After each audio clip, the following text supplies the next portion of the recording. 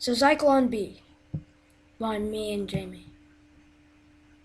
So the origin of Zyklon B, I'm going to tell you about Fritz Haber. He was born in Breslau in 1968, which is now in Poland. He studied chemistry. He thought he was the one who created Zyklon B. Um, Zyklon B came as pellets. Pellets that were Zyklon B came in hydrocyanic acid, or HCN. It came as small pellets and was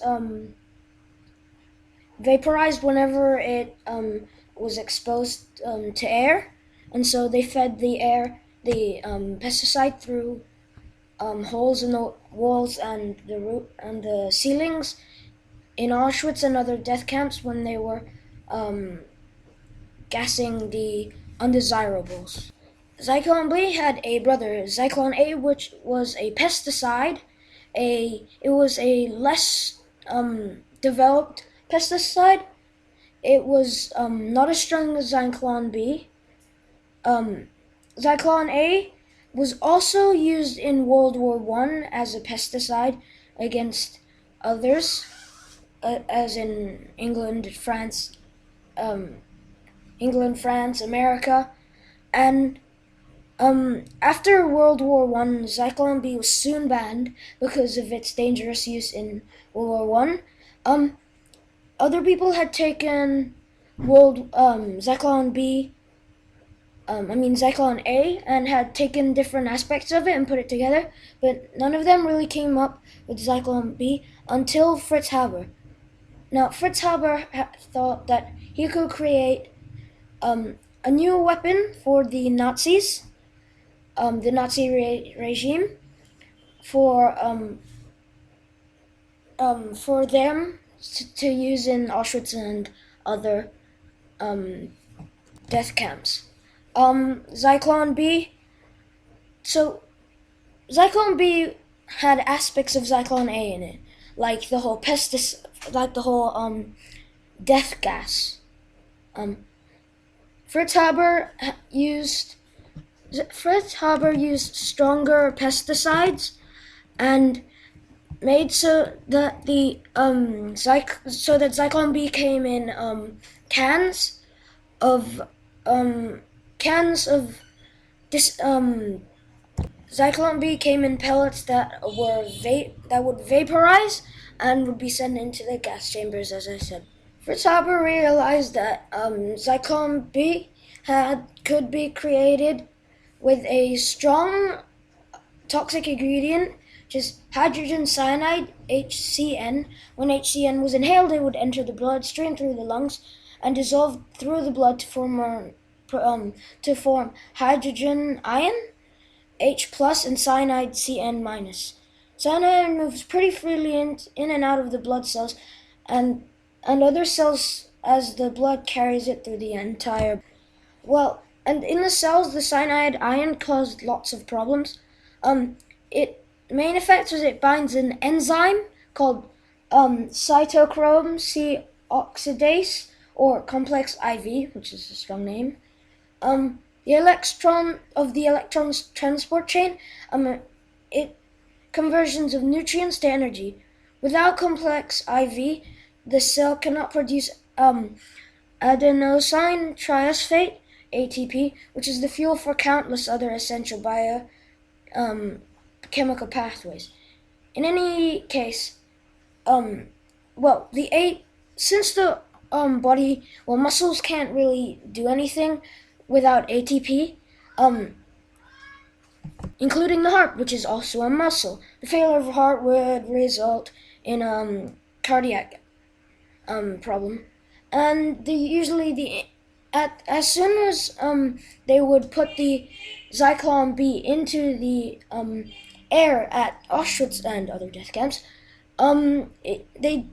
Jews and other undesirables would usually die as soon as in the time of within 10 minutes. Um, as you can see here, these are the Zyklon B absorbent granules. They were small pellets that would come in those tins, and 1942 was the time that Zyklon B became the favorite killing tool of the Nazis used at death camps. They created gas chambers. Along with gas chambers, there was also they would also, as soon as they had killed the undesirables, they would have sent them into ovens and cooked them. But that's something different. There were also other methods aside from Zyklon B that I'd rather not go into. Well, 1942 was also the time that the death rate started to rise. It started going rather high because Zyklon B had come into production and the Nazis enjoyed it. It was efficient. It killed many off quite easily, and so they used it a lot. By January 1942, it had been decided to kill the Jews, Slavs, and other people who not liked by Hitler, just as Hitler had sort of created a template, like they were called the Aryans. He said that they were a race. He said the Aryans had blonde hair, blue eyes, and white skin. That was Hitler's template for the people who were okay and considered the supreme race by the Nazis. The Slavs were an Indo-European living in Central Europe, sort of around Russia and in that area. At the time, there were some, but in World War One, Russia had considered Germany to be the main threat, and after Germany's defeat, Germany had Hitler had decided that someone had to pay, so he took the Jews as scapegoats. And along with the Jews as scapegoats, he used Slavs, some like Russians because they had been against Germany in the First World War, and other undesirables, people that did not fit the Aryan description. The manufacturer was IG Farben. It was founded on December the 25th, 1925, by Carl Duisberg, who was born on the 29th of September 1861. IG Farben had the notorious role in the discarding of undesirables. IG Farben was the manufacturer of Zyklon B, and so they were in business with the Nazis, and the undesirables were Jews and Slavs and other people who didn't fit the Nazis' description. White, blonde-haired, blue-eyed, the Aryans, as I've said before. Well, first of all, IG Farben was closed, destroyed, liquidated, as you could say, when after World War II, they closed down, and much later, people had decided that IG Farben was to be liquidated, broken up, destroyed, because of its notorious role in the discarding of undesirables. IG Farben had also had some predecessors. BASF, Bayer is one of them. Husht, Agfa, Griesheim, Electron, Weiler-Ter and Mir. Weiler-Ter-Mir. Its successor was BASF, Bayer and Husht. It was headquarters were in Frankfurt. Full name Frankfurt, Maine. IG Farben